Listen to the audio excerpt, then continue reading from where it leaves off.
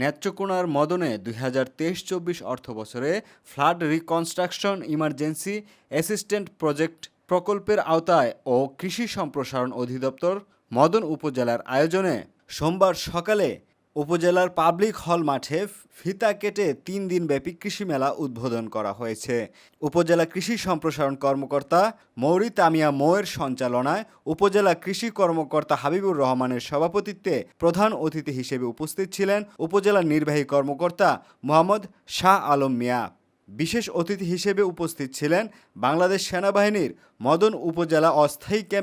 Camp ৩ signal battalion এর captain Shahadat Hossain, উপজেলা বিএনপির সভাপতি ২ নং চানগাঁও ইউনিয়নের ইউপি চেয়ারম্যান নুরুল আলম তালুকদার ও উপজেলা বিএনপির সাধারণ সম্পাদক সাবেক উপজেলা চেয়ারম্যান রফিকুল ইসলাম আকন্দ, উপজেলা যুব উন্নয়ন কর্মকর্তা আব্দুল আহাদ, মদন থানা officer in charge OC Mohammad Nahid Hasan, upazila Fatehpur ইউনিয়নের ইউপি চেয়ারম্যান সামিউল হায়দার শফি, বাংলাদেশ জামাতে ইসলাম মদন উপজেলার সাবেক আমির, সাবেক উপজেলা ভাইস চেয়ারম্যান মাওলানা রুহুল আমিন, সাবেক জামাতে ইসলামের উপজেলা আমির রিয়াজ উদ্দিন, ইদ্রিস মাস্টার প্রমুখ।